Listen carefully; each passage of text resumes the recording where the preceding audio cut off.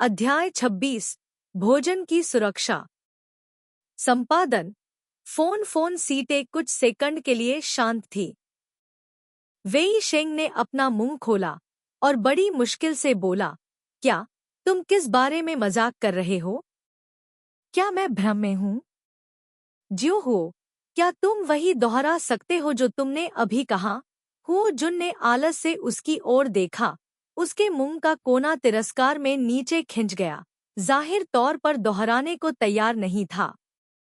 उसने अपना पैर उठाया और वे थिने के पैर पर लात मारी जो सोफे को रोक रहा था। रास्ता बनाओ, अंदर चलो। आ आ वेई शेंग बुरी तरह डर गया था। हर शब्द उसके अंदर जाने की कोशिश कर रहा था। लानत है, मास्टर। हाँ हाँ हाँ हाँ। अंत में बाकी लोग अपने होश में आए, जिसमें एक पुरुष छात्र भी शामिल था जो लगभग हंसते हंसते पागल हो गया। छोटी हो, मेरी राय में तुम्हें कभी प्यार नहीं हुआ, है ना? तुम शुरू से ही इतने जंगली हो। बाकी लोग भी हंसे, लेकिन कुछ नहीं बोले, और तनख्वाह का मूल्यांकन करने वाले अजीब निगाहों की कोई कमी नहीं थी। तनख्वाह उलझन में था। उसने वास्तव में नहीं सोचा था कि हुओ जून इतना साहसिक वाक्य कहेगा। वह वास्तव में बिना किसी विवेक के एक पागल व्यक्ति की तरह था। इसलिए जब हुओ जून ने वेई शेंग को अंदर जाने के लिए लात मारी, जिससे उन दोनों के लिए जगह बन गई, तो उसने पीछे देखने के लिए अपना सिर घुमाया और देखा कि सीढ़ियों के नीचे खड़ी छोटी लड़की के खूबसूरत चेहरे पर अभी भी ज्यादा भाव नहीं दिख रहे थे, लेकिन उसकी गोरी त्वचा थोड़ी गुलाबी थी। हुओ जुन खुशी से मुस्कुराया, पोडियम तक पहुंचा और जानबूझकर तनख्वाह को चिढ़ाया। क्या आप बैठने वाले नहीं हैं, मास्टर? तनख्वाह रेंगकर अंदर जाने के लिए कोई छेद ढूंढना चाहता था। अरे लिटिल हो, तुम क्या कर रहे हो? तुम मुझे इस तरह नहीं घसीट सकते। तुम दिनदहाड़े छेड़खानी क्यों कर रहे हो? पुरुष छात्र अभी भी हंस रहा था और चिढ़ाने के लिए अपनी सांसें संभालने के लिए पीछे झुक रहा था। भाड़ में जाओ। हो जुन ने नजर घुमाई, हल्के से मुस्कुराया और डांटा। उसके पलटने का इंतजार करते हुए तनख्वाह ने भावशून्य चेहरा बनाए रखने की पूरी कोशिश की और उसके बगल में बैठ गया। हुओ जून के बगल में बैठे वेई शेंग को आखिरकार अपनी डरी हुई अवस्था से होश आया। वह कुछ सेकंड के लिए मंद रोशनी में किनके के चेहरे को देखता रहा। यह लड़की, मुझे यह कुछ जानी पहचानी क्यों लग रही है? बकवास। इस समय दो भाई क्यू कैन और क्यू डू भी सीढ़ियों से ऊपर चले गए और हुआक तुआन और तनख्वाह के सामने खाली सीटों पर बैठ गए। क्यू कैन ने उस छात्र को मारा जो अभिवादन के रूप में हंस रहा था। फिर पीछे मुड़कर वे थिने की ओर एक व्यंग्यात्मक मुस्कान के साथ देखा। क्योंकि मैं उनसे पहले भी मिल चुका हूँ। वे थिना, मैं आपसे कब मिला था? क्यू कैन, हाल ही में गर्मी की छुट्टियों में तुआन कैने किएन डुक को समर्पित एक शो का आयोजन किया। उस समय पार्टी नर्क में आयोजित की गई थी। क्यू कैन द्वारा याद दिलाए जाने पर वे थिने की आंखें धुंधली हो गईं, क्योंकि वह अपनी यादों को खोज रहा था, धीरे धीरे उन्हें साफ कर रहा था। किसी समय उसकी स्मृति में छवि अचानक चमक उठी और उसने अचानक अपने हाथों से ताली बजाई। आह! मुझे याद है, सफेद पोशाक में वह छोटी सुंदरता। उसने उत्साह से अपना सिर घुमाकर हुओ जून की ओर देखा। यह अच्छी बात है, छोटी हो। तुमने कहा था कि तुम उसका पीछा नहीं करोगी, लेकिन अंत में तुमने उसे छीन ही लिया। हुओ जून समझाने में बहुत आलसी था। वेई शेंग ने अंतराल का फायदा उठाया और हुओ जून की पलकों के नीचे से किनके की ओर अपना हाथ बढ़ाया। हेलो छोटी सुंदरी, मैं वेई शेंग हूँ। हम पिछली बार मिले थे। इस दूसरी मुलाकात को भाग्य माना जा सकता है। इस बार हमें निश्चित रूप से परिचित माना जा सकता है। अगर हम भविष्य में फिर से मिलते हैं, तो हम सभी दोस्त होंगे। इससे पहले कि वह बोलना समाप्त कर पाता, उसका हाथ हुओ जून ने दूर धकेल दिया। हुओ जुन ने अपने दांतों को थोड़ा पीस लिया। उसके मुंह का कोना नीचे झुक गया और उसने वेई शेंग को ठंडे भाव से देखा। तुम किसके साथ दोस्ती करना चाहते हो? वे थिन्हा। वे थिन्हा, मैं तुम्हें सलाह देता हूँ कि तुम मृत्यु की तलाश न करो। मेज के दूसरी ओर कियाओ जिन ने एक गिलास पकड़ा और पीने का आनंद लेते हुए भौहें सिकोड़ते और मुस्कुराते हुए कहा, पिछली बार जब मैंने जुनजी को खाद्य की रक्षा करते हुए देखा था तो मेरी आंखें खुल गई थी। यह हमारे सहपाठी किनके पर करना सबसे अच्छा है। पास मत आना। अगर तुम किसी को पकड़ नहीं सकते तो तुम उन्हें काट लोगे। असली, उसके बगल में जो व्यक्ति पहले लगातार हंस रहा था, उसने उत्सुकता से अपना सिर बाहर निकालकर पूछा। ऐसा खजाना? क्यूडू ने भी मजाक करते हुए कहा, हाँ, मैंने पहले भी तान खा की छोटी बहन को फोन किया था और तुआन का ने मुझे लगभग डांट दिया था। यह इतना भी बुरा नहीं है, लिटिल हो। वह आदमी मुस्कुराया और पीछे देखा। क्या तुम उसे हमसे मिलवाने के लिए यहाँ नहीं लाए थे? और सुविधाजनक रूप से एक साइनबोर्ड लटका दिया था कि वह किसी के साथ है? इतनी कड़ी सुरक्षा के बीच हम एक दूसरे को कैसे जान सकते थे? हुओ जून ने आलस से अपनी पलकें उठाईं, थोड़ा तिरछा होकर दूसरे व्यक्ति को कुछ सेकंड के लिए घूरा, फिर उसकी अभिव्यक्ति थोड़ी ढीली हो गई। वह सीधा बैठ गया, फिर सोफे पर पीछे की ओर झुक गया और धीरे से हंसने लगा, मानो मौन सहमति दे रहा हो। सामने बैठा व्यक्ति चमकते हुए मुस्कुराया और तान खा की ओर देखने लगा। मैं दाऊ आन्ह किएट हूँ। मेरे बगल में ते नहत मिन्ह है, अंदर तुओंग सैम है। जहां तक वे थिन और क्यू कैन क्यू डू का सवाल है, तो आपको उन सभी को जानना चाहिए। हालांकि तान खा उन लोगों से मिलना नहीं चाहती थी जो उसकी दुनिया से नहीं थे, लेकिन वह अंततः हुओ जून को शर्मिंदा नहीं करना चाहती थी। तो वह झिटकी और फिर थोड़ा सा सिर हिलाया। नमस्ते सभी को, मैं तन खा हूँ। एक ही सोफे पर बैठे हुए तुओंग सैम और ते नहत मिन्ह ने एक दूसरे की ओर देखा और अभिवादन में सिर हिलाया। उनमें से तुओंग सैम नाम का व्यक्ति पहली नजर में थोड़ा उग्र लग रहा था, लेकिन इसके विपरीत उसकी आवाज कोमल थी, यहाँ तक कि मजाक का भी संकेत था। पहली नजर में मुझे पता था कि वह एक अच्छी स्वभाव वाली, अध्ययनशील लड़की थी जिसे स्कूल में उसके शिक्षक बहुत प्यार करते थे। जियाओ हो उसे बार में ले जाकर परेशानी क्यों पैदा करेगा? यह सही है। उसके बगल में क्यू यिमिंग ने भी खुशी से अपनी बात कही।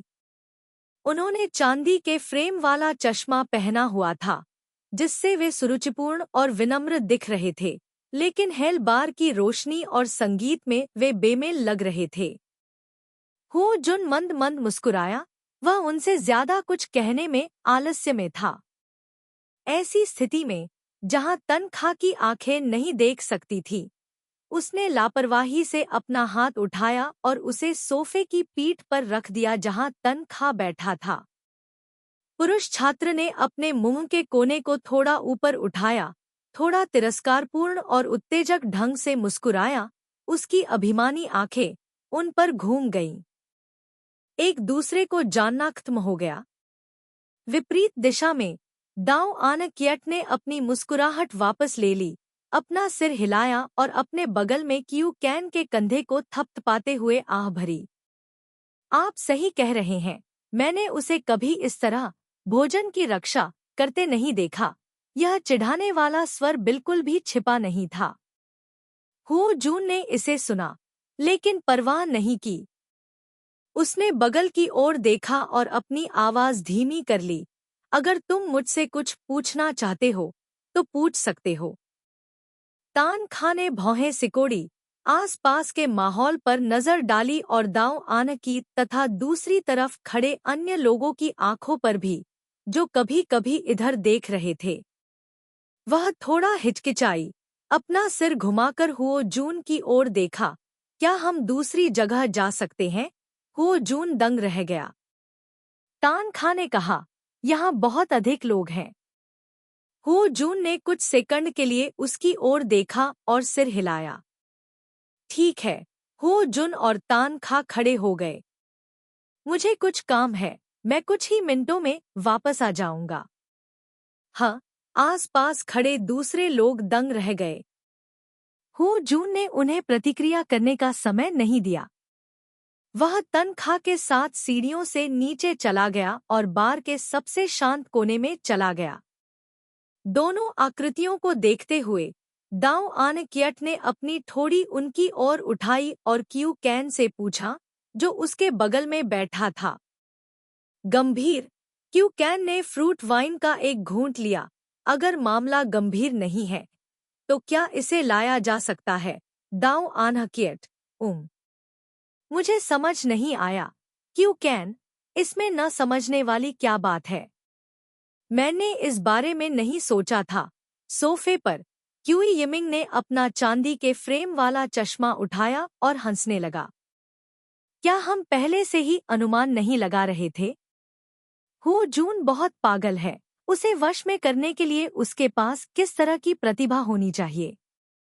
हमने शुरू में सोचा था कि वह उससे भी अधिक पागल होगा, लेकिन हमें इसकी उम्मीद नहीं थी।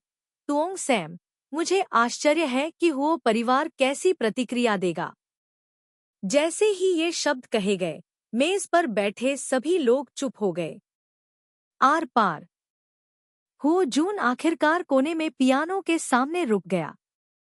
वह मुड़ा और पियानो के ढक्कन के सहारे झुक गया। उसकी गहरी आंखें नीचे झुक गईं और वह तनख्वाह की ओर मुस्कुराया। क्या यह स्थान बोल सकता है? तनख्वाह ने एक पल के लिए हिचकिचाते हुए कहा। हाँ।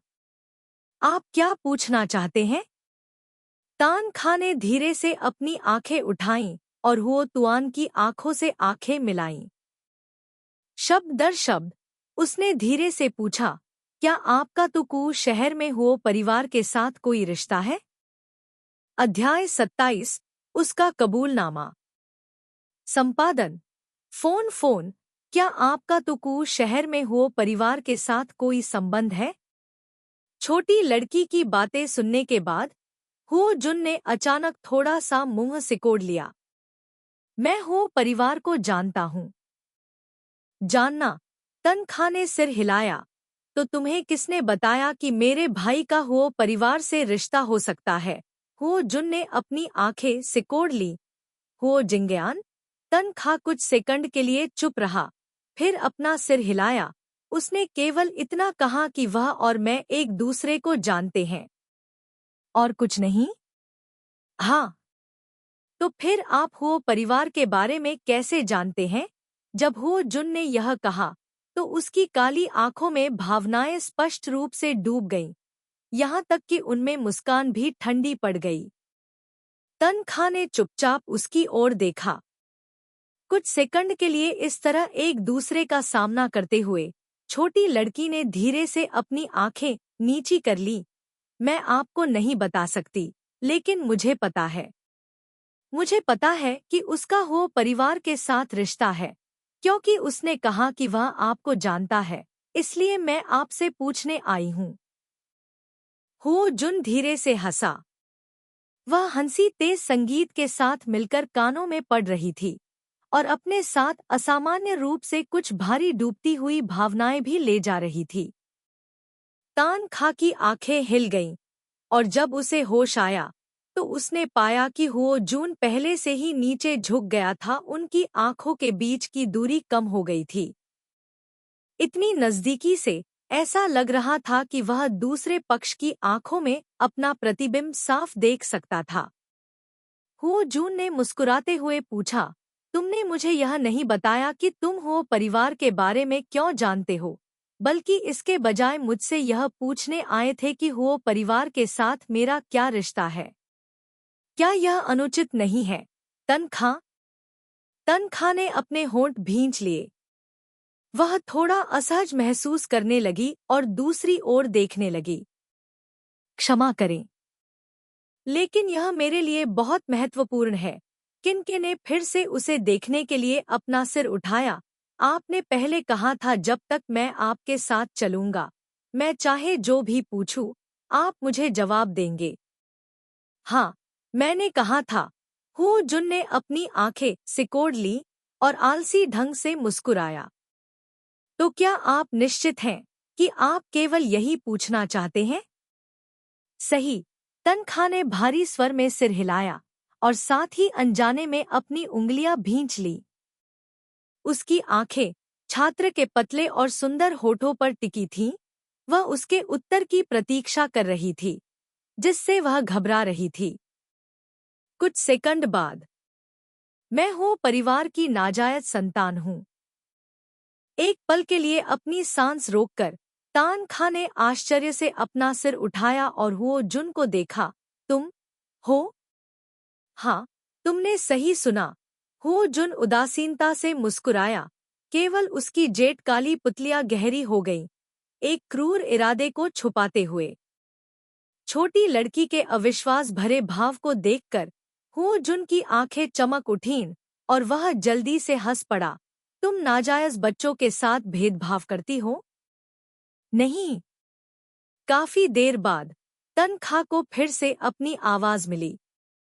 उसे सचमुच अपनी याददाश्त पर थोड़ा संदेह हुआ। अगर हुओ झोंगलो का पिछले जन्म में एक नाजायज छोटा भाई था, तो उसे इसके बारे में कुछ भी क्यों नहीं पता था? तान खा ने अनिश्चितता से पूछा, तो फिर तुम्हारी माँ? हुओ जून ने अपनी आंखें सिकोड़ ली। वह उसने मुझे 10 साल तक कपड़े के टुकड़े की तरह फेंक दिया। अब वह नहीं जानती कि उसने किस देश से शादी की है। तनखा का चेहरा कठोर हो गया। इस समय वह यह स्वीकार करने से खुद को नहीं रोक सकी कि उसका अनुमान गलत था। अपने पिछले जीवन में हर बार जब वह हुओ झोंगलो की मां से मिलती थी, जो कि हुओ शेंगफेंग की एकमात्र पत्नी की पुण्यतिथि भी थी, तो वह हुओ झोंगलो के साथ उस पत्नी से मिलने जाती थी। इसलिए वह यह भी अच्छी तरह जानती थी कि उस महिला की मृत्यु 10 वर्ष से अधिक समय पहले हो चुकी होगी। ऐसा कोई तरीका नहीं था जिससे वह विदेश में दोबारा विवाह कर सके। तो अपने पिछले जीवन में हुओ झोंग लो का वास्तव में हुओ जून नाम का एक सौतेला भाई था, लेकिन वह उसके बारे में कुछ नहीं जानती थी। जब तान खा खुद पर संदेह कर रहा था, हुओ तुआन ने अपना मुंह खोला। तुम थोड़े निराश दिख रहे हो। उसकी आंखें थोड़ी हिलीं। न जाने वह क्या सोच रहा था। उसकी आंखों की गर्मी ठंडी हो गई। या यूं कहें कि पहले तो तुमने सोचा कि मैं हुओ परिवार का युवा स्वामी हूँ, इसलिए तुमने मुझे अपने करीब आने दिया। तान खा इस जीवन में जब पहली बार तान खा उसके संपर्क में आई थी, तब से ही वह जानती थी कि इस व्यक्ति की तार्किक सोच पागलों जैसी थी। इसलिए जब वह चौंक गई और उसने ये शब्द सुने, तो वह पहले की तरह हैरान नहीं हुई। उसने बिना अपना भाव बदले उसकी ओर देखा। अगर मैं हाँ कहूँ, तो क्या तुम पलटकर चले जाओगे? हुओ जुन ने अपनी आंखें सिकोड़ ली। अचानक वह आगे की ओर झुका, जिससे तनखा सहज रूप से पीछे की ओर खिसक गई। वह तुरंत पियानो कुर्सी के पैर में फंस गई और बैठ गई। हालांकि उसके शरीर की जड़ता के कारण छोटी लड़की अभी भी स्थिर नहीं बैठ सकी और पीछे की ओर गिर गई। फिर उसकी तंग कमर को हुओ जून ने पीछे खींच लिया। उसके ऊपर बैठे पुरुष छात्र ने अवसर का लाभ उठाते हुए नीचे झुककर एक हाथ से उसके शरीर को पियानो के ढक्कन पर दबाया। उसकी आंखों में भावनाएं इतनी गहरी थी कि वे लगभग पागल हो रही थी। तुम लेट जाओ, नीचे सपना देख रही हो। ऐसा कहने के बाद हुओ जून ने इसके बारे में फिर से सोचा और बहुत अनिच्छा से एक और वाक्य जोड़ा, इसके बारे में सपने में भी मत सोचना। उसकी सांसें उसके बहुत करीब थीं। उसकी आंखें अनजाने में छोटी लड़की के होठों पर टिकी थीं। कुछ सेकंड के बाद उसे नहीं पता कि उसका चेहरा क्यों काला पड़ गया और वह दूर हो गया। मेरे सपनों में तुम्हें मेरी होना चाहिए, तनखा। पागल आदमी। इसके अलावा उसे मानसिक अस्पताल में भर्ती कराया गया, लेकिन उसकी हालत इतनी गंभीर थी कि उसे भर्ती करने से मना कर दिया गया। यह देखकर कि तान खां ने कुछ नहीं कहा, हुओ जुन अंततः पलट गया। उसने अनिच्छा से उसकी ओर देखा, क्या तुम सचमुच हुओ परिवार की पृष्ठभूमि जानना चाहती हो? तन खां, हुओ जून, यदि आप वास्तव में चाहते हैं तो मैं आपके लिए यह कर सकता हूँ। उसकी आंखें अचानक चमक उठीं, जैसे कि कई क्रूर और अनिच्छुक भावनाएं उसकी यादों से उभरी हों। लेकिन अंत में उसने फिर भी उन सभी को दबा दिया। हुओ जुन ने अपनी आंखें नीची कर ली, लेकिन छोटी लड़की का सामना नहीं किया। मैं इसे तुम्हारे लिए वापस ला सकता हूँ। तन खां दंग रह गया। दरअसल जब हुओ जून ने कहा कि वह एक नाजायज बच्चा है, तो उसे समझ में आ गया कि हुओ परिवार और हुओ जिंगयान के प्रति उसकी दुश्मनी कहाँ से आई थी। उसके द्वारा कहे गए हल्के और सहज शब्दों से वह अनुमान लगा सकती थी कि हुओ परिवार के प्रति इतनी नफरत रखने के लिए उसे बहुत कुछ सहना पड़ा होगा, विशेषकर इस उम्र में। विशेषकर वह पागल और जिद्दी दोनों है, इसलिए वह कभी सोच भी नहीं सकती थी कि वह कहेगा कि वह उसके लिए वे चीजें वापस लाने को तैयार है। तन खां थोड़ा उलझन में था। उसने बिना सोचे समझे अपना मुंह थोड़ा खोला, बस हुओ जून को भ्रम और मासूमियत से देखा, धीरे से पूछा, आखिरकार तुम मुझे क्यों पसंद करते हो? दुनिया का सबसे अनियंत्रित किशोर किसी भी चीज से पीछे नहीं हटता। आखिर में, चाहे वह पिछला जीवन हो या यह जीवन, वह केवल उसे ही क्यों पहचानता है? क्या उसे बचाने के लिए अपने जीवन की उपेक्षा करना संभव है, या क्या अपने आप को उन चीजों को स्वीकार करने के लिए मजबूर करना संभव है जिनसे वह सबसे अधिक नफरत करता है? तन खां और अधिक उलझन में पड़ गया। लेकिन हुओ जुन ने खुद नहीं सोचा था कि वह समझौता कर सकेगा। उसकी आंखों में एक क्रूर चमक चमक उठी, जिसे सुनकर वह धीरे से हंसा। मेरे पास कोई आत्मसम्मान नहीं है। मुझे यह पसंद है कि आप मुझे पसंद नहीं करते हैं, और मैं आपको मुझे अहंकारी बनाने के लिए प्रेरित करता हूँ। क्या यह पर्याप्त है? तन खां, उससे शांतिपूर्वक और विनम्रता से बात कर पाना बहुत कठिन था, लेकिन उसने जानबूझकर इसकी सराहना नहीं की और यहाँ तक कि कुछ ऐसे शब्द भी कहे जिससे लोगों को खुजली हुई। हाँ, वास्तव में उसका कोई आत्मसम्मान नहीं है। तान खां ने अपना हाथ उठाया और उसके कंधे को धक्का दिया। रास्ते से हट जाओ और मुझे खड़ा होने दो। हुओ जून, नहीं। अपनी बात समाप्त करने के बाद उसने अपनी आंखें फिर से नीचे कर लीं। उसकी आंखों में भावनाएं हल्की सी चमक उठीं, जिससे तन खां को उसकी आंखों में बेचैनी शायद ही दिखाई दे। तभी उसने किसी को धीमी आवाज में खांसते हुए सुना, क्या तुम नाराज हो? तन खां चौंका। वह सचमुच नहीं सोचती थी कि उसके पास गुस्सा होने की कोई बात है। वह उसके जैसी बचकानी नहीं थी, जो एक ही वाक्य पर गुस्सा हो जाता। वह चौंक गई थी, लेकिन हुओ तुआन ने उसे गुस्सा समझ लिया। हुओ जुन ने भौहें सिकोड़ी। मैं तुमसे नाराज नहीं हूँ। ऐसा इसलिए है क्योंकि तुमने हुओ परिवार का जिक्र किया। जाहिर है कि उन्हें समझाने की आदत नहीं थी। शायद यह उनके जीवन में पहली बार था जब उन्होंने ऐसा कुछ किया था, इसलिए वे कुछ शब्द कहने के बाद रुक गए। जब बात हो परिवार की आती है तो मैं बहुत परेशान हो जाता हूँ। वह रुका। भविष्य में उनके बारे में बात मत करना। अगर तुम्हें उनके बारे में बात करनी ही है। पुरुष छात्र परेशान हो गया और अस्वाभाविक रूप से अपने माथे के सामने लटक रहे उलझे बालों को सुलझाने लगा और दांत पीसने लगा। अगर मुझे यह कहना ही है तो मैं थोड़ा पीछे हटूंगा। तन खां को यह कैसे नहीं लगा कि वह ऐसी बात कहेगा। वह अपना सिर झुकाकर धीरे से हंसने से खुद को रोक नहीं सकी। यह महसूस करते हुए कि समय सही नहीं था, वह जल्दी से मुड़ी और देखा कि हुओ जून उसके चेहरे को मुग्ध होकर देख रहा था। चारों आंखें एक दूसरे को देखने लगीं। हो जून का विवेक वापस आ गया। उसकी काली काली आंखों में गहरी भावनाएं उभर आईं और अंततः वह धीमी आवाज में बोला, क्या तुमने मुझसे नहीं पूछा कि मैं तुम्हें क्यों पसंद करता हूँ? मैं तुम्हें पसंद करता हूँ। मैं तुम्हें देखते ही तुम्हारे साथ सोना चाहता हूँ। मैं इसे बर्दाश्त नहीं कर सकता और न ही इसे बर्दाश्त करना चाहता हूँ। तो हो जून ने अपना हाथ उठाया, एक पल के लिए हवा में झिझका और अंत में खुद को संयमित किया और बस छोटी लड़की के सिर को थपथपाया।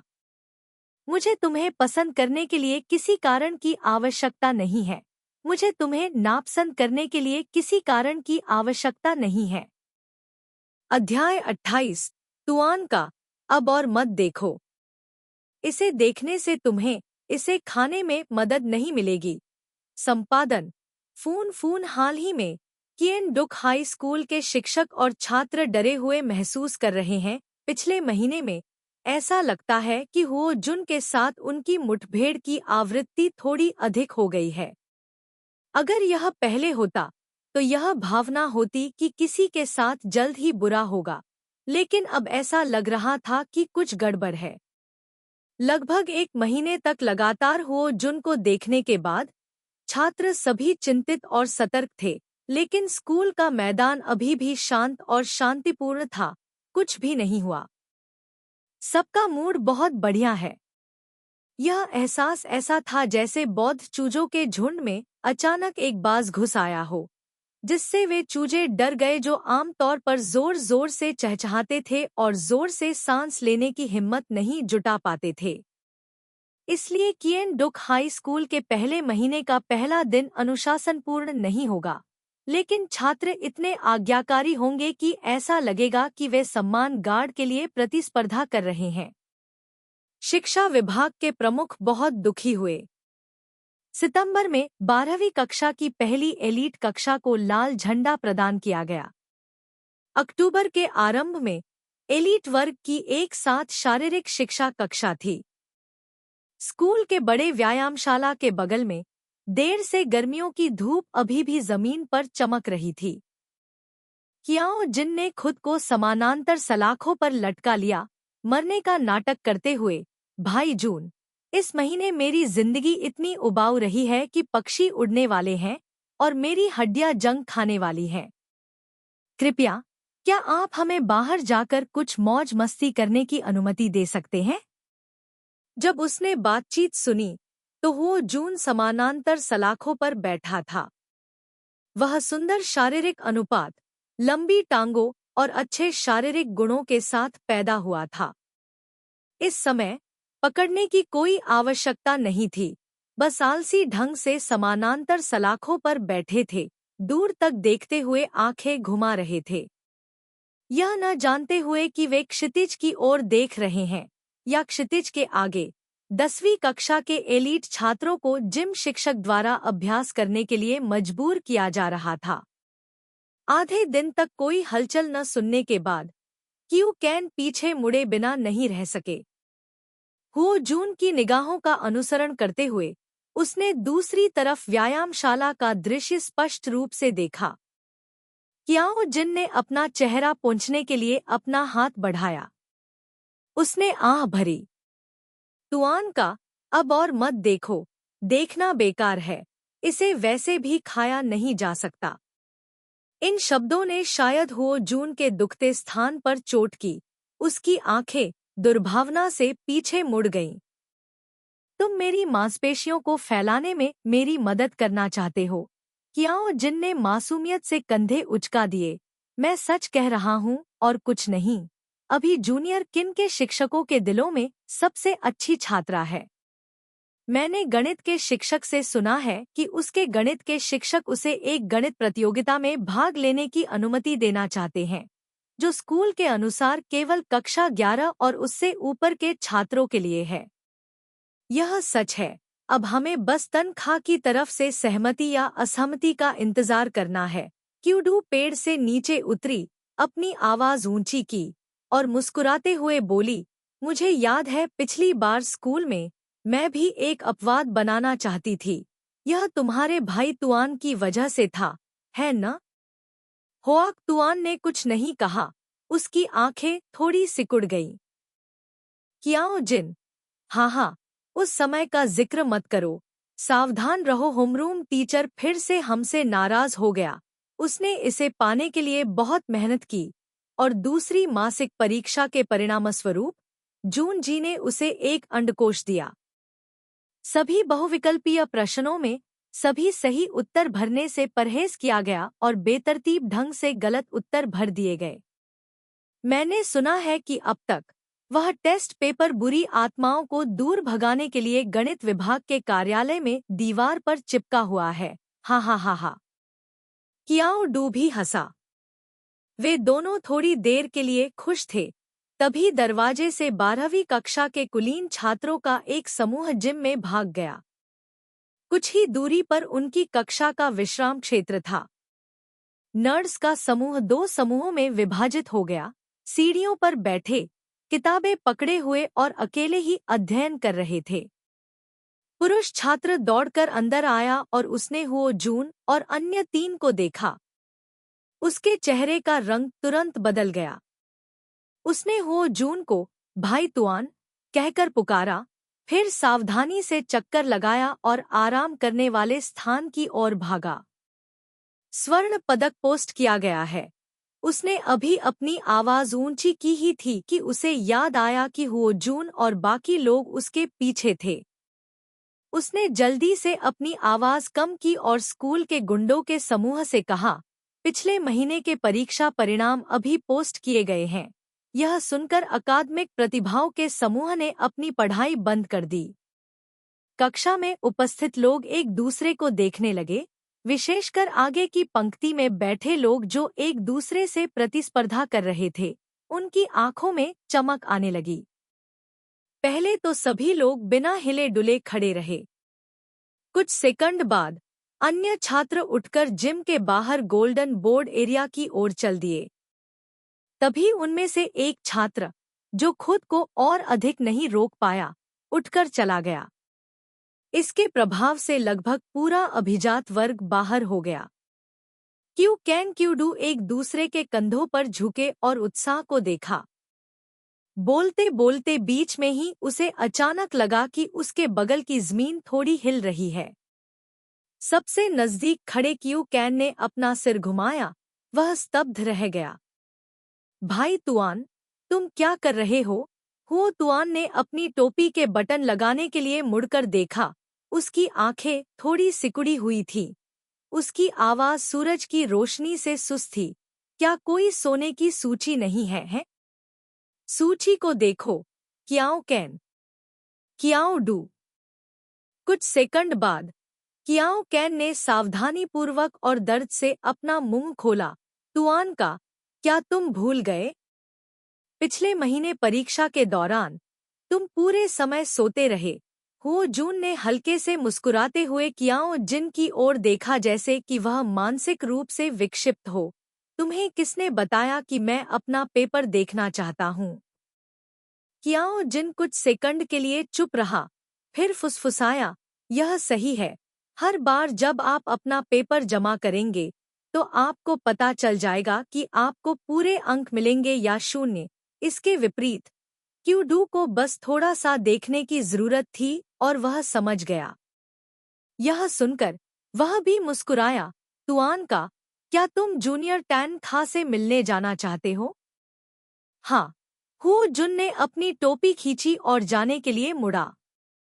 दरअसल हुओ जून को भी बोर्ड देखने के लिए जाते देख कियाओ जिन अकेला नहीं था जो हैरान और स्तब्ध था। रास्ते में 12वीं कक्षा के गुंडों के समूह, एलीट, सभी ने उसकी ओर देखा और अपने पिछले गिले शिकवे भुलाकर एक दूसरे से फुसफुसाने के लिए आगे आए। क्या स्थिति है? पिछले महीने जून गे ने परीक्षा को गंभीरता से लिया था। असंभव। मुझे अच्छी तरह याद है कि जब हमने गणित के प्रश्न एकत्र किए थे, तब जून गे अभी भी मेज पर सो रहा था। हाँ, भौतिकी के प्रश्न एकत्रित करते समय भी ऐसा ही था। तो वह क्या करने की कोशिश कर रहा है? अरे वाह! क्या भविष्य में सिंहासन पर मेरे शीर्ष 5 पद एक और सीट खो देंगे? स्कूल के गुंडों का समूह चिंतित होकर देख रहा था कि हुओ जून बोर्ड के सामने जा रहा है। अप्रत्याशित रूप से वे रुक गए और हुओ जून उनके पास से निकलकर पहली सूची पर पहुंच गया। क्या यह 10वीं और 11वीं कक्षा का रिपोर्ट कार्ड नहीं है? ओह, तो भाई तुआन अपनी माँ, यह कुछ न होने से तो बेहतर ही है। होंगी वो किसी भयावह लेकिन खतरे रहित चीज का सामना करना। क्या तुम्हें जिज्ञासा नहीं है वह किसके लिए आया था? यदि तुम्हें जिज्ञासा है तो जाकर देखो। सवाल यह है कि कौन जाने की हिम्मत करता है। ऐसा दिखाओ कि मैंने पूछा ही नहीं। स्कूल के बदमाशों के समूह ने सतर्कता से देखा, फिर देखा कि वह छात्र 10वीं कक्षा के सम्मान बोर्ड के पास गया और अपनी टोपी का किनारा उठाया। 5 सेकंड तक देखने के बाद हुओ जून मुड़ा और चला गया। सभी 5 मिनट बाद जिम के अंदर एलीट 10वीं कक्षा की छुट्टी हो चुकी थी। जिम टीचर इंसान नहीं है। कुत्ताम तिन्ह ने पेड़ को गले लगाया और रोते हुए कहा, मैं अब और नहीं दौड़ सकती, मैं ऐसा नहीं कर सकती, मुझे हीट स्ट्रोक हुआ है, मुझे आराम की जरूरत है। तानखा उसके पास खड़ी थी, हंसी और आंसू के मिश्रण से उसे देख रही थी। किसी ने तुम्हें दौड़ने के लिए मजबूर नहीं किया। क्या तुम पहले ही 2 चक्कर नहीं दौड़ चुकी हो? लेकिन मेरे दिल और शरीर को बहुत नुकसान पहुंचा है। इसके अलावा हर क्लास में मुझे इस तरह दौड़ाना उनके लिए बहुत ज्यादा है। मुझे 12वीं कक्षा में क्यों नहीं दौड़ना चाहिए? अगर नहीं तो मुझे 12वीं कक्षा में स्थानांतरित कर दिया जाए। जिम टीचर की आवाज ने बीच में टोका। गुशिनकिंग, जो पेड़ को गले लगा रही थी, इतनी डर गई कि वह लगभग भाग गई। वह कांप उठी और सिर घुमाकर पीछे देखने लगी। एलीट 10वीं क्लास का लंबा और मजबूत जिम टीचर लिस्ट पकड़े हुए था। उसकी बाघ जैसी आंखें उसे घूर रही थी। गुशिनकिंग ने अपनी कांपती हुई आवाज को दबाया और एक कठोर मुस्कान बिखेरी। मैं नींद में बात कर रही हूँ सर। जिम शिक्षक ने अपनी हंसी को रोका, नाक भौं सिकोड़ी और जाने के लिए मुड़ गया। गुशिनकिंग का चेहरा शोक से भर गया था। उसके पैर कमजोर पड़ गए थे और वह जमीन पर बैठ गई। खाके, क्या अगले महीने इस समय कोई परीक्षा है? मेरा शैक्षणिक प्रदर्शन खराब है और मेरी शारीरिक शिक्षा का प्रदर्शन भी खराब है। अब मेरे लिए जीने का कोई रास्ता नहीं है। ठीक है, क्या हमें अभी भी परिणाम नहीं पता? तनखा उसके पास बैठ गई और उसे धीरे से सांत्वना दी। क्या होगा अगर तुमने जो भी गणित की समस्याएं हल कीं, वे सभी सही हो गईं? कुत्ताम तिन्ह ने दयनीय रूप से अपना सिर घुमाकर तनखा की ओर देखा। क्या यह वास्तव में संभव है? तनखा ने सिर हिलाया। हाँ, सच।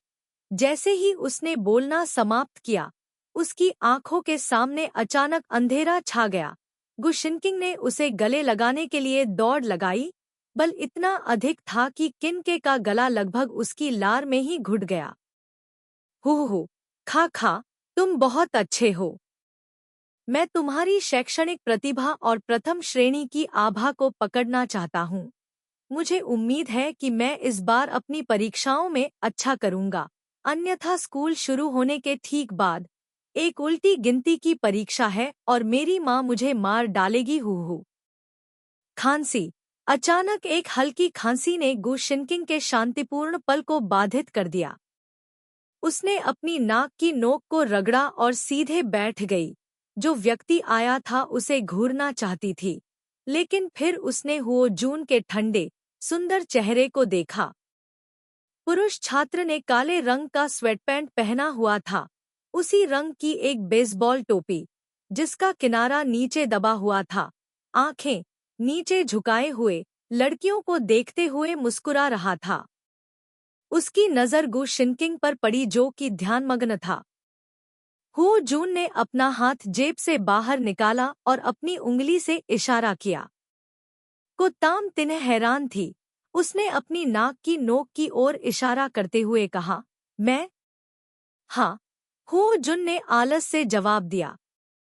गुशिनकिंग की पलकें कांप उठीं। सहज रूप से किनके की आस्तीन पकड़ ली। जू सीनियर, क्या आपके पास कुछ काम है? हो जुन ने फिर से इशारा किया। कुत्ताम तिन्ह और भी अधिक मूर्ख था। होआक तुआन ने तान खा को देखा, मानो तान खा को इसका मतलब समझाना चाह रहा हो। तुम्हें ऐसा मानसिक रूप से विकलांग दोस्त कहाँ से मिला? फिर उसने अपनी अधीरता पर काबू पाया और कोत्ताम तिन्ह की ओर देखने लगा। उससे कहो कि वह थोड़ा दूर रहे, उसके इतने करीब मत रहो। गुशिनकिंग ने नाक सिकोड़ी। उसे लगा कि उसके साथ अन्याय हुआ है, लेकिन अनिच्छा से उसने अपनी गांड एक तरफ कर ली और उदास होकर जवाब दिया। हाँ। जवाब देने के बाद उसने दया से तान खा को देखने का नाटक किया। उसकी आंखें एक परेशान बच्चे की तरह थी जो अपनी माँ को देख रहा था। तन खा को समझ नहीं आ रहा था कि क्या करे। उसने हो जुन की ओर देखा। दोपहर की धूप में उसकी आवाज का स्वर असाधारण रूप से नरम और सुखद था। उसके साथ इतना कठोर मत बनो, उसने कुछ भी नहीं किया है। कुछ नहीं किया। हो जून के मुंह का कोना थोड़ा मुड़ा हुआ था। उसकी आंखें स्याही की तरह काली थीं। उसकी घमंडी मुस्कान को काबू करना मुश्किल था। मैंने अभी तक तुम्हें गले भी नहीं लगाया है, इसलिए मुझे उसे गले लगाने देने का क्या अधिकार है? किनके? गुशिनकिंग। आखिरी वाक्य सुनने के बाद गुशिनकिंग का पूरा शरीर ठंडे पसीने से भर गया। उसने बहुत ही चतुराई से अपनी निगाहें और दुखी अभिव्यक्ति वापस ले ली और रुकने से पहले होशपूर्वक किनके से कुछ दर्जन सेंटीमीटर दूर चली गई। हो तुआन अब संतुष्ट था। तन खा और भी असहाय हो गया, लेकिन उसे रोकने का कोई तरीका नहीं था। तुम यहाँ क्यों हो जून? गोल्डन बोर्ड नोटिस पर एक मासिक प्रदर्शन रिपोर्ट पोस्ट की गई है। तन खा दंग रह गया। इसके तुरंत बाद उसने अपनी उंगलियों को थोड़ा घबराहट से जकड़ लिया। आखिरकार यह उसके पुनर्जन्म के बाद पहली परीक्षा थी और वह नहीं जानती थी कि परिणाम कैसा होगा। किनके की बेचैनी को देखते हुए हो जुन, जो मूल रूप से इस खबर का उपयोग कुछ लाभ के लिए करने का इरादा रखता था, ने अपनी आंखें थोड़ी सिकोड़ ली। कुछ सेकंड बाद उन्होंने सीधे बात की। चिंता मत करो, तुम अभी भी कक्षा 10 में अव्वल छात्र हो। तन खा दंग रह गया। यह कोई आश्चर्य की बात नहीं थी, लेकिन सच्चाई की पुष्टि होने के बाद वह खुद को भाग्यशाली महसूस करने से नहीं रोक सकी। इसके विपरीत उसके बगल में बैठी गुशिनकिंग ने अपनी आंखें झपकाईं और उत्साह से उछल पड़ी, जैसा कि हमारे केके से उम्मीद थी। फिर उसे कुछ याद आया और उसने जल्दी से अपना सिर घुमाकर हो जून की ओर देखा। भाई जून, क्या तुमने देखा कि केके के गणित के अंक कितने थे? हाँ, हो जून ने उत्तर दिया, अधिकतम अंक। इस बार गुशिनकिंग अंततः खुद को रोक नहीं सकी। वह पलटी और झपटी। हु, मुझे सीखने वाले भगवान की रोशनी पकड़नी चाहिए। सीखने वाले भगवान के मुझे आशीर्वाद दे। मेरी कक्षा की रैंकिंग 30 से ऊपर होनी चाहिए। किनके हंसने और रोने से खुद को रोक नहीं पाई। कुछ सेकंड बाद गुशिनकिंग अचानक धड़ाम से उठ बैठी। उसकी आंखें चमक रही थी। मैं लगभग भूल ही गई थी। क्या गणित के शिक्षक ने यह नहीं कहा था कि यदि तुम मासिक गणित परीक्षा में प्रथम स्थान प्राप्त करोगे तो वह तुम्हें 11वीं कक्षा में स्थान दिला देंगे, है न? हाँ, उन्होंने ऐसा कहा था। किन के एक पल के लिए झिझकी, फिर सिर हिला दिया। हाँ, यह बढ़िया है। गुशिनकिंग उत्साह से हंसी, अपनी मुट्ठियां फिर से कस ली और उन्हें इधर उधर लहराया। यह पहली बार है जब मैंने नियम तोड़े हैं।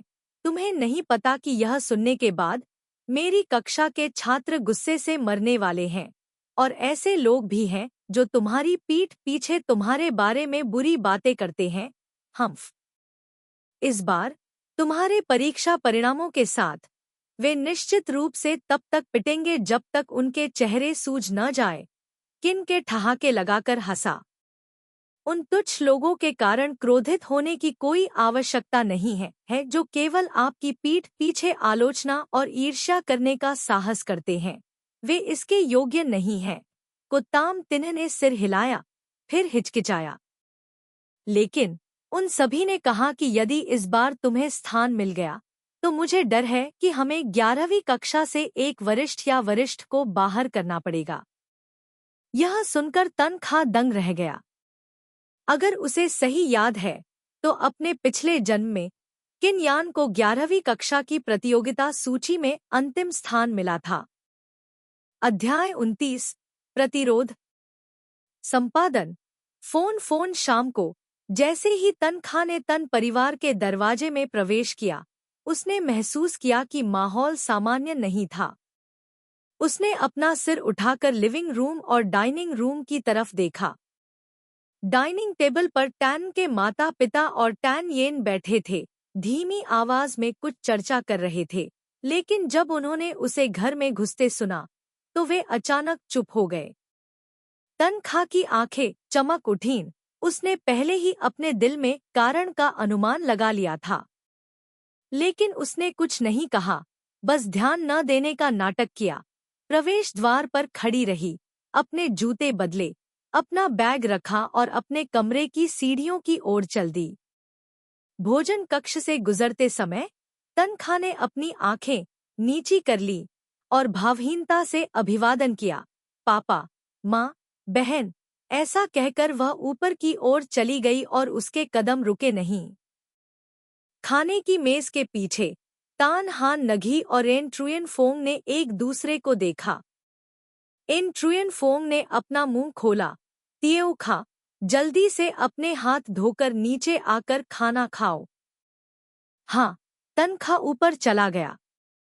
दूसरी मंजिल के कमरे का दरवाजा बंद हो गया और आखिरकार किनयान अपनी माँ की ओर देखने के लिए अपना सिर उठाए बिना नहीं रह सकी। उसकी आंखें आक्रोश से भरी हुई थी।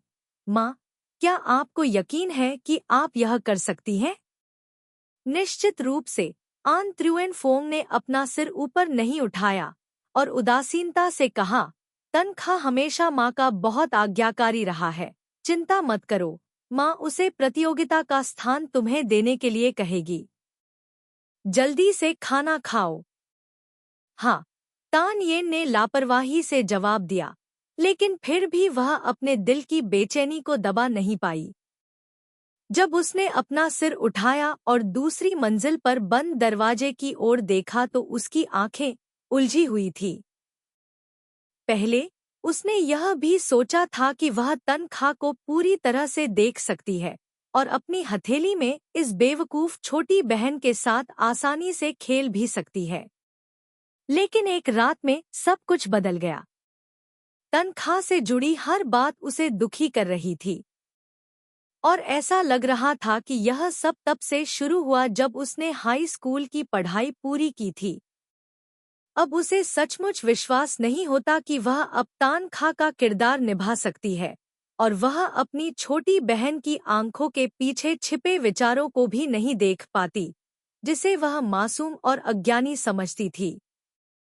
इस बार जब तान येन को यह खबर मिली कि प्रतियोगिता में अंतिम स्थान, जिसे वह पाने में कामयाब रही थी, तनखा द्वारा बाहर कर दिया जाएगा, तो सबसे पहले उसने सोचा कि वह घर जाए और एन ट्रुएन फोंग से मदद मांगे। तान येन ने अपने हाथ में चॉपस्टिक पकड़ ली और अनजाने में चावल उठा रही थी। आशा है कि सब कुछ सुचारू रूप से चलेगा, जैसा कि एन ट्रुएन फोंग ने कहा। कुछ मिनट बाद तनखा ने घर के कपड़े पहने और नीचे चला गया। भोजन कक्ष के पास हाथ धोने के बाद वह आन ट्रुएन फोंग के सामने तान येन के बगल वाली खाली सीट पर बैठ गई। आन ट्रुएन फोंग ने उसके लिए चावल का एक कटोरा निकाला और चॉपस्टिक्स उसके बगल में रख दी। तियो खा, बैठो और खाओ। हाँ, धन्यवाद माँ। तनखा का चेहरा ठंडा था जब उसने जवाब देने के लिए अपना मुंह खोला। जैसे ही वह कुछ कहना चाहती थी, आन ट्रुयन फोंग अचानक चौंक गई।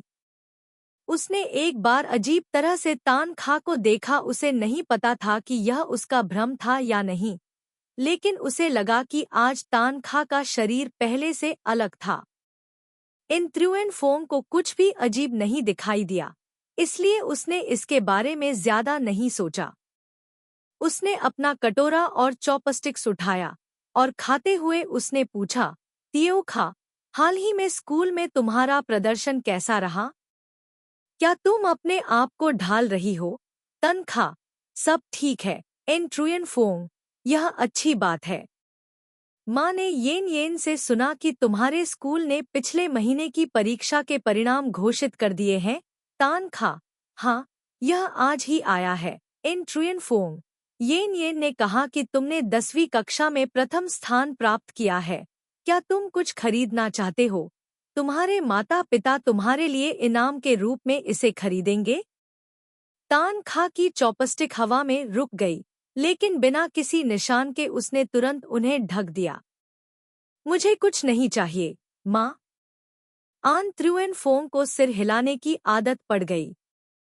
उसने यह नहीं देखा कि उसके सामने बैठी लड़की की आंखों में व्यंग्य की झलक थी।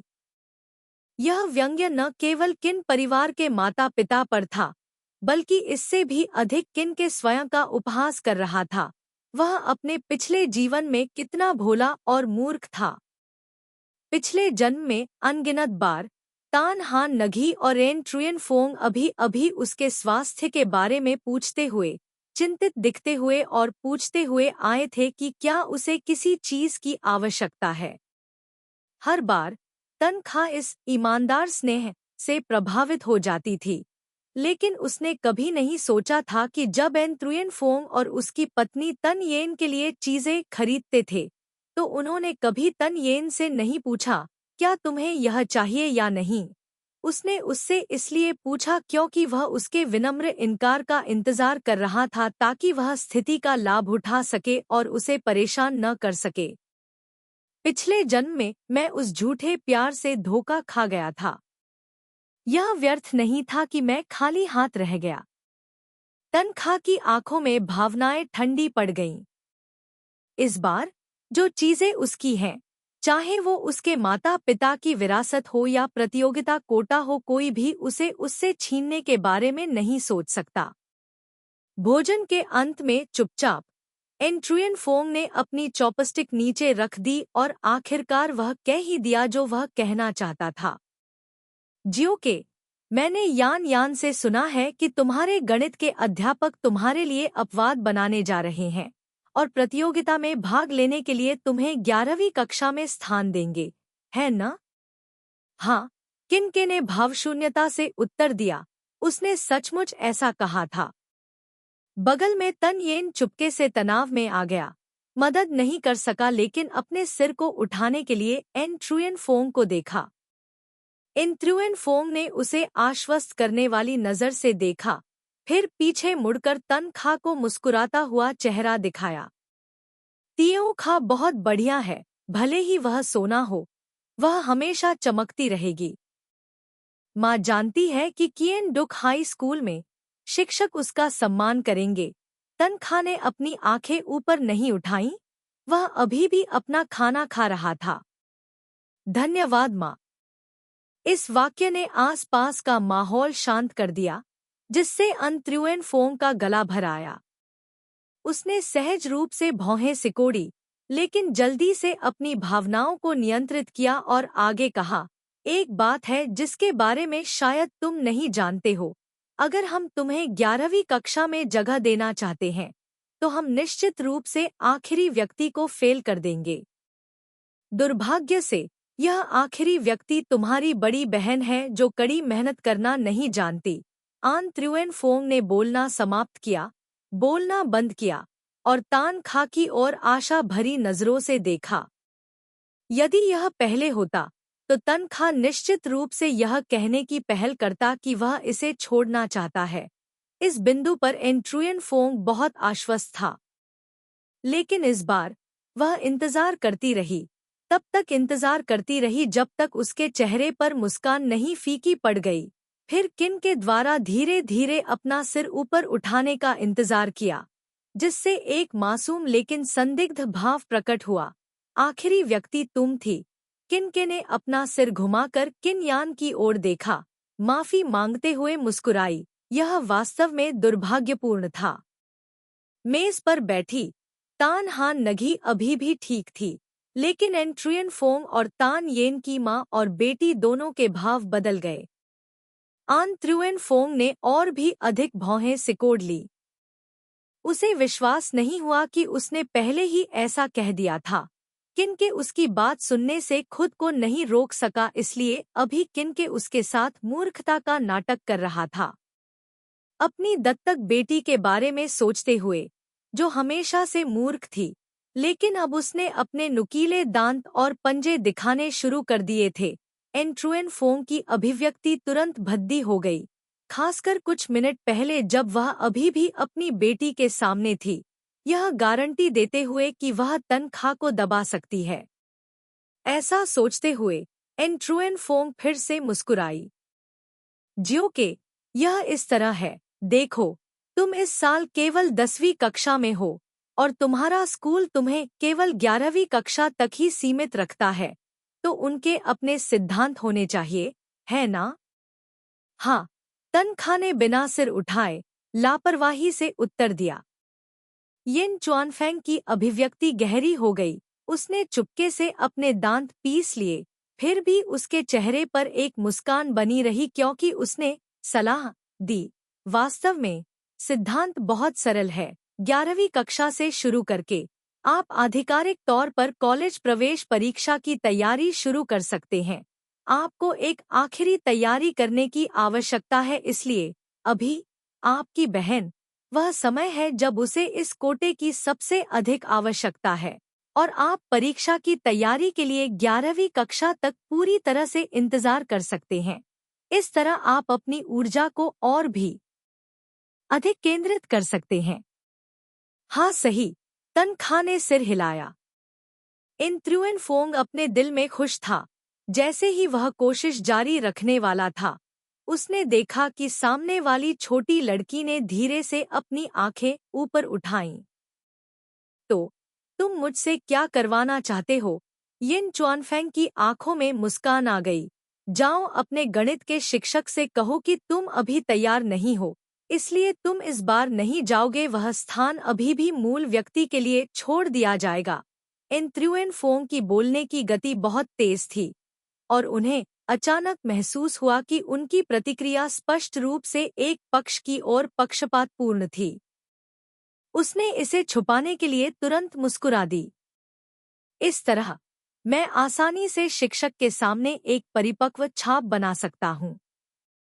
वास्तव में यह मेरे लिए कोई बड़ी बात नहीं है ना? इन ट्रुएन फोंग के बोलने के बाद खाने की मेज पर काफी देर तक सन्नाटा रहा। इतना समय लगा कि उसके चेहरे की मुस्कान थोड़ी फीकी पड़ गई और आखिरकार वह इसे और बरकरार नहीं रख सकी। तनख्वाह को देखते हुए उसका चेहरा बदसूरत लग रहा था। ज्यो के उसने अपना गुस्सा दबाने की पूरी कोशिश की। तुम्हें कैसा लग रहा है? किनके ने धीरे से अपने कटोरे में चावल का आखिरी चम्मच खत्म किया, अपनी चॉपस्टिक नीचे रखी और अपना मुंह धोने के लिए पानी का एक घूंट लिया। फिर उसने धीरे से अपना सिर उठाया। छोटी लड़की की आंखें शांति से अंतरेन फोंग को देख रही थी। मुझे लगता है सिद्धांत वास्तव में बहुत सरल है, लेकिन माँ ने जो सिद्धांत कहा वह मेरा सिद्धांत नहीं है। येन चुआनफेंग की अभिव्यक्ति बदल गई। तुम्हारा क्या मतलब है? किनके? मेरे सिद्धांत और भी सरल है। जो कोई भी है उसका अपना है। स्वतंत्र व्यक्ति आपके और मेरे बीच का भविष्य एक दूसरे के साथ हस्तक्षेप नहीं करेगा। ऐसा कुछ नहीं है कि किसी को अवसर देना बर्बाद करना है, इसे किसी और को देना सही है। इन ट्रुएन फोंग की आंखें डूब गईं। जैसे ही वह कुछ और कहना चाहता था, उसने तनख्वाह को आगे कहते सुना, आपको भी इस अवसर की आवश्यकता है। प्रतियोगिता साल में एक बार होती है। हर बार यह अत्यंत महत्वपूर्ण होती है। एक बार पहली बार प्रतिस्पर्धा करने में सक्षम होना ही जीत है। इन ट्रुएन फोंग, तुम्हारे लिए यह जीत से कहीं अधिक है, लेकिन तुम्हारी बहन के लिए यह एकमात्र मौका हो सकता है। तुम इतने स्वार्थी हो। तुम कैसे चाहोगे कि तुम्हारी बहन इस अवसर को व्यर्थ में गंवा दे? तनखा कुछ सेकंड के लिए रुकी, फिर अचानक एक हल्की हंसी निकली। उस हंसी में व्यंग्य सचमुच बहुत भारी था, इतना भारी कि किन हान यी और यिन चुआन फांग दोनों के भाव बदल गए। पहली बार उन्हें यह अनुभूति हुई, यह अनुभूति कि जिस मासूम और भोले बच्चे को उन्होंने हमेशा अपनी हथेली पर नियंत्रित किया था, वह उनके द्वारा निर्धारित पथ से भटकने लगा था। यह भी पहली बार था कि तनखा ने उनके सामने सचमुच अपना मासूम आवरण उतार दिया और अपने अंदर की तीखी धार को उजागर किया। लेकिन तनखा ने उन्हें प्रतिक्रिया करने का मौका नहीं दिया। वह धीरे से मुस्कुराई, फिर तान येन की ओर देखा, फिर पीछे मुड़कर अन त्रुएन फोंग की ओर देखा। माँ, मैं वास्तव में आपसे कुछ पूछना चाहती हूँ। मुझे उम्मीद है कि आप मुझे ईमानदारी से जवाब देंगी। उसने बिना पलक झपकाए यिन चुआनफैंग की आंखों में देखा। अगर आज मेरी बहन और मैं अपना स्थान बदल लें और मैं अपनी बहन से कहूँ कि वह स्थान मुझे दे दे, तो क्या आप उसे वह स्थान देने की सलाह देंगी और कहेंगी कि अगर वह नहीं देती है तो यह स्वार्थीपन होगा? यिन चुआनफैंग की आंखें अचानक बदल गईं। वह सहज रूप से किनके की नजर से बचने लगी, फिर अपने होश में आई और उदास महसूस किया। इस तरह के समय में जवाब नहीं दे रही बल्कि टाल रही है। क्या यह किसी की पूंछ से पकड़ना नहीं है? लेकिन तान खा ने इस अवसर को जाने नहीं दिया। जवाब पाकर उसके दिल की गहराई में बची हुई गर्मी भी ठंडी पड़ गई। वह फिर से हंसी। तो अगर ऐसा इसलिए है क्योंकि आपने कड़ी मेहनत की है और अपने प्रदर्शन के आधार पर कोटा हासिल किया है, तो आपको क्यों हार माननी चाहिए? यिन चुआनफैंग और किन यान दोनों के चेहरे पीले पड़ गए। अंत में किन हानी ने अपना गला साफ किया। उसने तान खा की ओर देखा, उसका चेहरा गंभीर था। ज्यों के कोई बात नहीं, हमने तुम्हें इतने सालों तक पाला है और तुम्हारी बहन ने तुम्हारे साथ बुरा व्यवहार नहीं किया है। तुम उसे थोड़ा सा भी त्याग नहीं करने दोगे? यह सुनकर किन के ठहाके लगाकर हंसने से खुद को रोक नहीं सका। वह वास्तव में अपने हाथ में कटोरा और चॉपस्टिक इस परिवार के बेशर्म चेहरों पर फेंकना चाहती थी और सवाल करना चाहती थी कि उनका पूरा परिवार काम क्यों नहीं करता या पैसा क्यों नहीं कमाता। वे किसकी विरासत पर निर्भर थे, किसका पैसा खर्च करते थे? किन हाने इतना बेशर्म था कि ऐसा सवाल पूछ रहा था। लेकिन तनखा ने अपने क्रोध को दबाने के लिए बल का प्रयोग किया और अपनी आंखें नीची कर ली। इस समय मैं अभी भी सच्चाई नहीं जानता और मुझे उस विरासत के अस्तित्व के बारे में नहीं जानना चाहिए। इससे पहले कि वह हिरासत स्थानांतरित कर सके या वयस्क होने से पहले वह ट्रिगर नहीं खींच सकती। तनखा ने एक गहरी सांस ली और खड़ी हो गई। क्षमा करें, भले ही आप कहें कि मैं स्वार्थी हूँ, मैं इसे स्वीकार करूंगा। मैं इस अवसर को बहुत महत्व देता हूँ। मैं इसे बिल्कुल नहीं जाने दूंगा। यह कहने के बाद अपनी सीट छोड़ने से पहले वह भावशून्य होकर टैन येन की ओर देखने लगी। छोटी लड़की के होठों का कोना थोड़ा ऊपर की ओर मुड़ गया। उसकी आंखों की गहराई में एक मुस्कुराहट उभरी, जिसमें व्यंग्य की झलक थी। यदि तुम सचमुच इसे चाहते हो, तो सीधे शिक्षक के पास जाओ और इसके लिए पूछो। यह कहकर तनखा मुड़ा और ऊपर चला गया। दरवाजा बंद करने से पहले उसने नीचे से एक धमाके की आवाज साफ सुनी। टैन येन ने गुस्से में बर्तन और चॉपस्टिक फेंक दिए और कुछ कोसने लगी। तनखा ने अपने बेडरूम का दरवाजा बंद करके उसे लॉक कर दिया। फिर उसने अपनी पीठ दरवाजे से टिका दी और धीरे धीरे अपने तनावग्रस्त शरीर को आराम दिया। उसने धीरे से सांस छोड़ी। उसकी आंखें भय और घबराहट से भर गईं।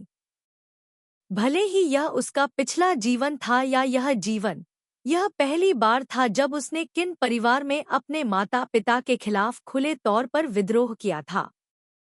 ऐसी स्थिति में जहां हिरासत अभी भी उनके हाथों में थी, वह जानती थी कि ऐसा करना उसके लिए नासमझी थी, लेकिन किन परिवार के माता पिता और किन यान की प्रकृति अथाह लालच की थी, वह इस बारे में बहुत स्पष्ट थी। इसलिए वह बिल्कुल भी नहीं झुक सकती थी। बात बस इतनी है कि अगर उसने पहले ही अपना मुखौटा उतारना शुरू कर दिया है, तो वह अपनी तैयारियों को और तेज करने से खुद को नहीं रोक सकती। ऐसा सोचते हुए तान खां ने बिस्तर पर पड़े बैग से अपना सेल फोन निकाला, कुत्ताम तिन्ह का फोन नंबर ढूंढा और कॉल किया। दूसरा छोर बहुत तेजी से उठा। खा खा, यह मैं हूँ। तान खां ने अपनी आवाज कम की, खिड़की के पास गया और धीरे से पूछा, ताम तिन्हा, मैंने तुमसे पहले भी होम ट्यूटरिंग की नौकरी ढूंढने में मदद करने के लिए कहा था, क्या तुम्हें कोई खबर मिली है? अध्याय 30, किन यान का द्वेष। संपादन फुन खा खा, मैं इन दिनों थोड़ा व्यस्त हूँ। मुझे अभी तक एक उपयुक्त सहपाठी से संपर्क करने का समय नहीं मिला है। फोन के दूसरी तरफ गु शिनकिंग ने क्षमा मांगते हुए कहा, लेकिन चिंता मत करो, तुम प्रथम स्थान पर आई हो और इस बार तुम्हारे परीक्षा परिणामों के साथ मैं निश्चित रूप से तुम्हें किसी ऐसे व्यक्ति को खोजने में मदद कर सकती हूँ जो तुम्हें ट्यूटर के रूप में काम पर रखना चाहता हो। हाँ, धन्यवाद। गु शिनकिंग का आश्वासन सुनकर किनके ने राहत की सांस ली। जब मैं मिडिल स्कूल में था तो मैं अंतर्मुखी और ठंडा स्वभाव का था। इसके विपरीत को ताम तिन का व्यक्तित्व अत्यंत खुशमिजाज था। वह लोगों के साथ अच्छी तरह से संवाद करती थी और वह अन्य स्कूलों के कई दोस्तों को भी जानती थी। जब तान खां को पता चला कि प्रतिस्पर्धा के कारण उसका तान येन और यहाँ तक कि तान परिवार के साथ गंभीर संघर्ष होने की संभावना है, तो घर जाने से पहले उसने को ताम तिन्ह से ट्यूशन की नौकरी खोजने में मदद करने के लिए कहा। लेकिन खा खा, क्या अब तुम्हें ट्यूशन की नौकरी ढूंढने की जल्दी है? को ताम तिन्ह ने झिझकते हुए सावधानीपूर्वक पूछा। आज रात जब आप घर जाएंगे, तो क्या उन्होंने वास्तव में आपको मजबूर किया था? हाँ, किनके की आंखों में व्यंग्य की झलक दिखी। किन यान की माँ ने मुझसे कहा था कि अगर मैं यह अवसर किन यान के लिए नहीं छोड़ूंगा, तो यह स्वार्थ होगा। फोन के दूसरी तरफ गु शिनकिंग काफी देर तक अवाक रही। फिर उसने गुस्से से अपना मुंह खोला। वह परिवार इतना बेशर्म कैसे हो सकता है? जब तुमने ऐसा कहा, तो मुझे लगा कि तुम बहुत ज्यादा सोच रही हो। अरे, यह तो वाकई बहुत ज्यादा है। तन खां ने चुपके से आह भरी। आज किन हानी ने मुझे पालने के मामले में धमकाया ताकि मैं जल्दी से स्वतंत्र हो जाऊं और बाहर निकल जाऊं। मुझे याद है कि अगर मैं गणित प्रतियोगिता जीत जाती तो मुझे बोनस मिल सकता था, लेकिन इसमें बहुत समय लगता। मुझे डर था कि मैं इंतजार नहीं कर पाऊंगी, इसलिए मैं केवल। इससे पहले कि वह बोल पाती, किनके ने थोड़ा सा मुंह सिकोड़ा। मैं समझता हूँ। गु शिनकिंग का स्वर दृढ़ था। चिंता मत करो के, मैं निश्चित रूप से आपको जल्दी से एक खोजने में मदद करूंगा। कम से कम मैं आपको स्वतंत्र होने, घर से बाहर जाने और जितना संभव हो सके उनसे दूर जाने के लिए कुछ समय दे सकता हूँ। आपको परेशान करने के लिए माफी चाहता हूँ। कोई बात नहीं, अगर कोई खबर होगी तो मैं तुम्हें जरूर बताऊंगा। हाँ। फोन रखकर तान खां कुछ देर तक खिड़की के सामने भारी होकर खड़ा रहा, फिर वापस मेज पर आया और फोन रख दिया। उसने मेज पर रखा कैलेंडर उठाया। इस महीने के आखिरी शनिवार को तान खां ने लाल कलम से घेरा था। वह दिन हुओ जिंगयान का जन्मदिन था। 1 महीने तक साथ रहने के बाद तान खा ने हुओ जिंगयान की पिछली जिंदगी की आदतों और रुचियों पर भरोसा किया और जल्दी ही हुओ जिंगयान पर भरोसा करने में सक्षम हो गया। हालांकि अपने निजी प्रेम जीवन के बारे में हुओ जिंगयान ने कभी एक शब्द भी नहीं कहा। चुपके से बचे हुए दिनों की गिनती करते हुए तन खा ने भौहें सिकोड़ी और चुपचाप अपना मन बना लिया, वह इस मामले को यूं ही जाने नहीं दे सकती थी। उसे एक उपयुक्त अवसर की तलाश करनी थी। हुओ जिंगयान के शब्दों के अनुसार तभी वह अंत बदल सकता था जो उसके पिछले जीवन की तरह था, जहां वह जिस महिला से सबसे अधिक प्यार करता था उसका अचानक एक्सीडेंट हो गया। यह सोचते हुए किनके ने अपना सेल फोन उठाया। हाल ही में कला से संबंधित रिपोर्टों और समाचारों के एक समूह को ऑनलाइन खोजने के बाद किनके की आंखें चमक उठीं। उसने जल्दी से एक संदेश तैयार किया और हुओ जिंगयान को भेज दिया। श्री होक, क्या आप इस सप्ताहांत मुक्त हैं? शनिवार दोपहर 2 बजे किएनथान में गैलरी 1 में गोथिक कला शैली की प्रदर्शनी लगी थी। इस काम की शैली काफी अजीब है। मैं अकेले जाने की हिम्मत नहीं कर सकता, इसलिए यदि आप स्वतंत्र हैं तो मैं आपको एक साथ प्रदर्शनी देखने के लिए आमंत्रित करना चाहूंगा। संदेश भेजने के बाद तन खा जवाब का इंतजार करने लगे, लेकिन काफी देर इंतजार करने के बाद भी फोन से कोई हलचल नहीं हुई। तन खा के पास मोबाइल फोन मेज पर रखने, नए कपड़े लेने और स्नान करने के लिए बाथरूम में जाने के अलावा कोई विकल्प नहीं था। तन खा बाथरूम में गया और दरवाजा बंद कर दिया। बहुत जल्दी बहते पानी की आवाज गूंजी। लगभग 2 मिनट बीत गए। तन खा के कमरे में उसे सिर्फ बहते पानी की आवाज सुनाई दे रही थी। अचानक दरवाजे के बाहर लगे ताले से आवाज आई। कुंजी डाली गई है। दरवाजे के बाहर कोई व्यक्ति दबे पांव दरवाजा खोलने के लिए आया और तान येन चुपचाप अंदर चला गया। तान येन का चेहरा बदसूरत था। वह मूलतः तन खा से पूछताछ करना चाहती थी, लेकिन चाहे जो भी हो उसने उसे यह अवसर नहीं दिया। लेकिन उसने तन खा को दरवाजा बंद करते हुए सुना, इसलिए उसने जानबूझकर एंट्रुयन फोंग से घर की चाबी मांगी, विशेष रूप से अंदर जाने और तन खा पर हमला करने के लिए तैयार हो गई। उसे तन खा को बताना था कि तन खा वर्तमान में अपने माता पिता के दान पर जी रही है। एक अनाथ बच्चे की देखभाल दान द्वारा की जा रही है। तन खा को उनके अनुरोधों का जवाब देने में अधिक चतुराई दिखानी चाहिए। दरअसल तान येन ने गणित प्रतियोगिता कोटे को बहुत गंभीरता से नहीं लिया था, क्योंकि वह जानती थी कि अपनी उपलब्धियों के साथ वह किसी भी तरह से कोई पुरस्कार नहीं जीत सकती थी। लेकिन वह किनके को यह स्थान छीनने नहीं देना चाहती थी, विशेष रूप से यह सोचकर कि किनके अभी भी एक पुरस्कार जीत सकता है उसे और भी अधिक परेशान कर दिया। आज रात वह तान खा को हुआ कान्ह नगोन से और भी दूर रहने की चेतावनी देना चाहती थी। वह अब गोथान वियत के संसाधनों और संबंधों का लाभ उठाने में सक्षम नहीं थी, इसलिए हुआ कान्ह नगोन तान येन की अंतिम पसंद थी। लेकिन पिछले महीने में उसने स्पष्ट रूप से पाया कि तन खा और हुओ जिंगयान का रिश्ता और भी करीब आ रहा था। यह सोचकर तन येन नफरत और ईर्ष्या में अपनी हथेलियों को जकड़ने से खुद को रोक नहीं पाई। अंदर जाने के बाद ही तान येन को पता चला कि तान खा बेडरूम में नहीं था, बल्कि बाथरूम में चला गया था। तान येन की ठंडी आंखें बाथरूम के दरवाजे से झांकती हुई कमरे में चली गईं। भावशून्य चेहरे के साथ वह चली गई और डेस्क के बगल में बैठ गई।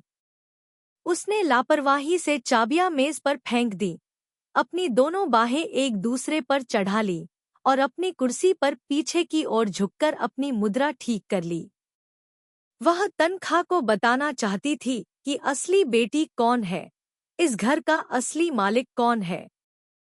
तान येन सोच रही थी कि तान खा के जाने के बाद उसे कैसे धमकाया जाए, तभी उसने अचानक डेस्क पर रखे सेल फोन की घंटी सुनी। तान येन ने भौहें सिकोड़ी और ऊपर देखा। यह एक संदेश है। टैन येन को इसमें कोई दिलचस्पी नहीं थी। जैसे ही वह अपनी नजर हटाने वाला था, उसका शरीर अचानक रुक गया। वह अचानक अपना सिर घुमाकर देखने लगी, क्योंकि उसे संदेश पर विश्वास नहीं हो रहा था। अचानक ऊपर प्रेषक का नाम दिखाई दिया। 3 शब्द, टीचर होक। चीनी में यह 3 शब्द हैं, मास्टर हो। किन यान का चेहरा अचानक काला पड़ गया। बिना सोचे समझे उसने अपना मोबाइल फोन उठाया और संदेश खोला। उसने जल्दी से तनख्वाह द्वारा भेजा गया संदेश पढ़ा, फिर उसकी नजरें तुरंत नीचे झुक गईं। हुओ जिंगयान ने बहुत आत्मीयता से उत्तर दिया। उससे बात करते समय कोई दूरी नहीं दिखाई, बेशक यह संभव था।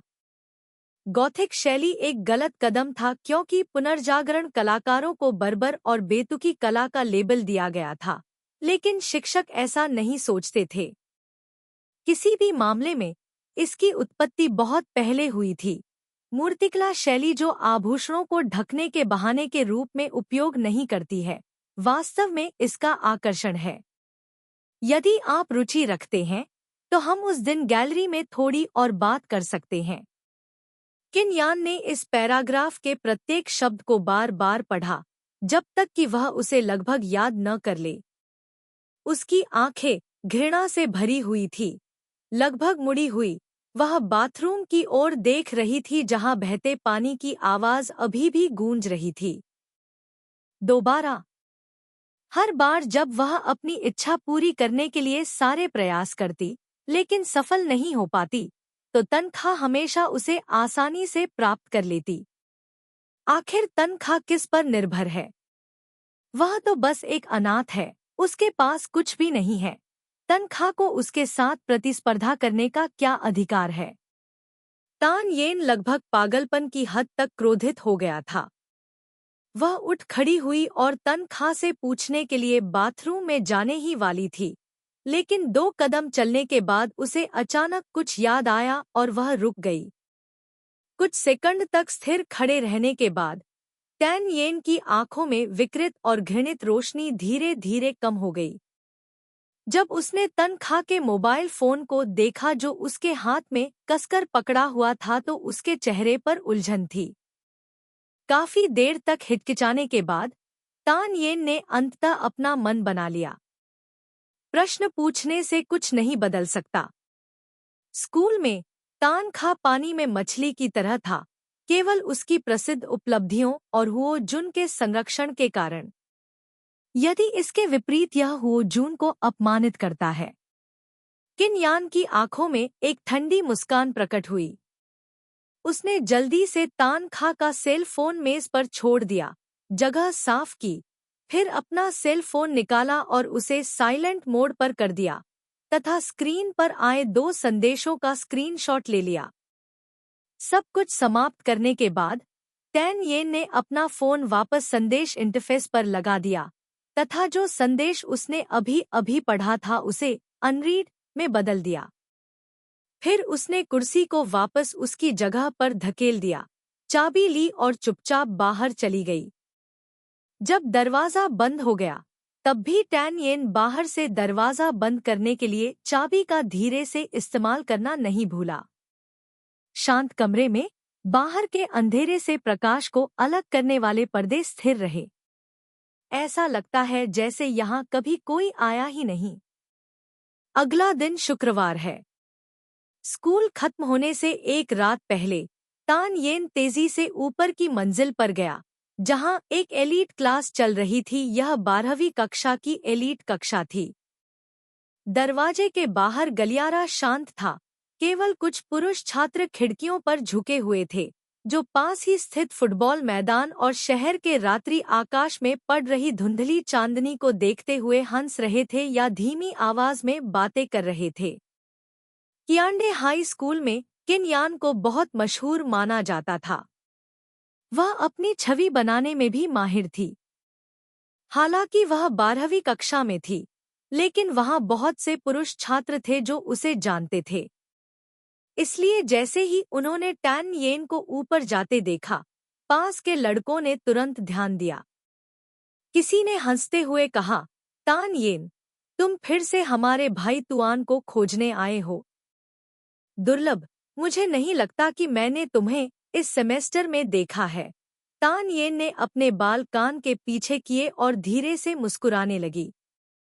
नमस्ते वरिष्ठ, मुझे तुआन का से कुछ बात करनी है। क्या आप कृपया उसे बुलाने में मेरी मदद कर सकते हैं?